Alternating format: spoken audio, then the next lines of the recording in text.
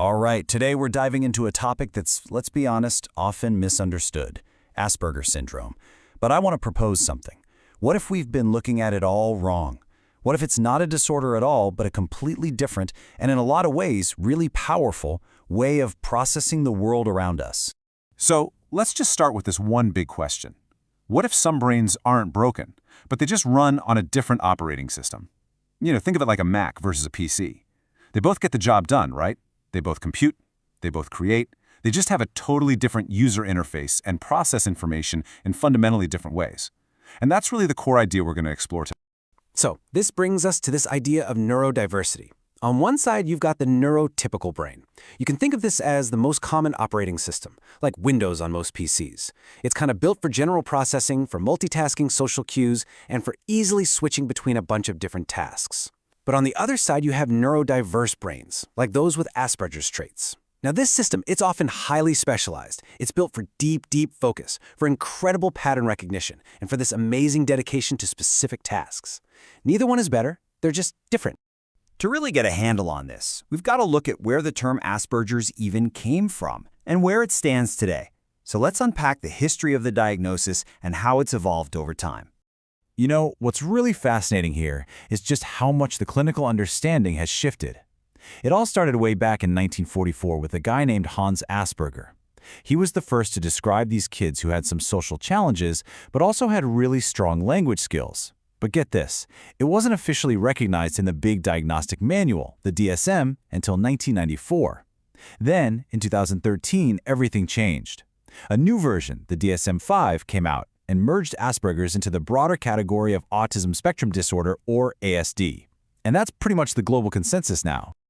So here's the main takeaway, the thing to remember. What we used to call Asperger's syndrome is now officially known as autism spectrum disorder level 1. This new name does a great job of highlighting the core features, the challenges in social communication and those intense specific interests, while also pointing out that these individuals typically have average to above average intelligence and no significant delays in learning to talk. Okay, let's break these features down. First up, social communication. Now, this isn't about being shy or antisocial. It's more like trying to have a conversation where it feels like everyone else got a script, but you didn't. It can mean having a really tough time interpreting all those nonverbal cues.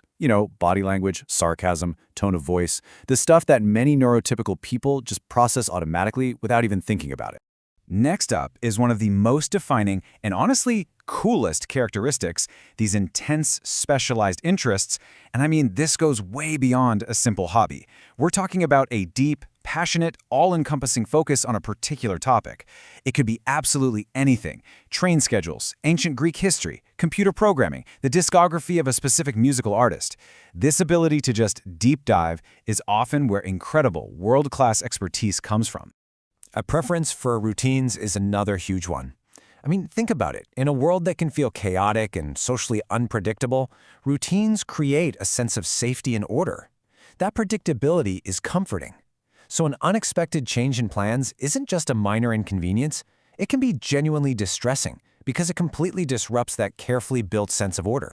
And finally, let's talk about sensory sensitivities. I want you to imagine for a second if the hum of the fluorescent lights above you sounded like a buzzing alarm, or if the tag on the back of your shirt felt like sandpaper rubbing against your skin. For many with ASD level 1, it's like the sensory world is turned up to 11. This can mean being oversensitive to bright lights, loud noises, certain food textures, or smells, and it can all lead to something called sensory overload, which is just as exhausting as it sounds. Now, this slide does a brilliant job of showing the key distinctions within the whole autism spectrum. When we look at ASD level 1, again, what used to be called Asperger's, you typically see normal language development and average or even above average intelligence. And that's a really key difference from other levels of the spectrum where you might see some language delays and where intelligence can vary a lot more. Okay, so we've established we have this unique operating system, but what happens when it has to run programs and apps that were all designed for a neurotypical world? Let's take a look at the everyday experience and some of the challenges that can pop up. Just think about it for a second. A typical school with its noisy classrooms, bright lights, and all the emphasis on group work can be a total minefield of sensory overload and social confusion. And the same thing goes for the workplace. Trying to navigate all those unwritten social rules, what people call office politics, can be absolutely exhausting. This constant effort to translate and try to fit in is a real thing called masking, and it can be incredibly draining and take a serious emotional toll. But here, and this is so important, here's where the story takes a really powerful turn. Because for every single one of those challenges, there's often a corresponding strength, a kind of superpower, if you will. So let's look at how we can flip the script and turn these differences into some pretty remarkable abilities. So the same brain that finds social cues a bit tricky might have an absolutely exceptional memory for facts and figures. That intense focus on one topic, that leads to unparalleled expertise. The preference for logic over messy emotions, that fosters incredible analytical and problem-solving skills. And seeing the world from a completely different angle, well, that often results in truly unique and game-changing creativity. Take Temple Grandin. What an incredible example. She's spoken very openly about how her autistic brain allows her to see the world from an animal's perspective, literally, in pictures, in details. This completely unique viewpoint allowed her to revolutionize the entire livestock industry, designing more humane and efficient systems. It's just a perfect example of a different operating system solving a problem that others couldn't even see. Or how about Satoshi Tajiri, the creator of Pokemon?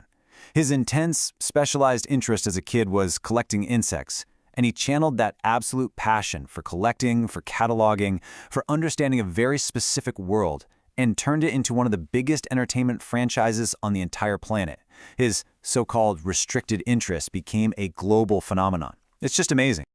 So, knowing that these incredible strengths exist, the real question becomes, how do we build a world that doesn't just tolerate different operating systems, but actively seeks them out and helps them thrive? And it all comes down to support and accommodation. And look, this isn't just about being nice, it's just smart business. The data here is so compelling. Companies that actively embrace neurodiversity report innovation rates up to twice as high as their competitors. And it's simple, really. When you have different kinds of thinkers in the room, you just get different and often better kinds of solutions. So how do companies actually do it? Well, it starts with real actionable steps. Things like auditing your workplace for sensory triggers like buzzing lights or loud areas, training managers to communicate clearly and directly without relying on vague hints, providing quiet spaces for focused work, offering mentorship programs, and maybe most important of all, actually getting direct feedback from neurodiverse employees themselves.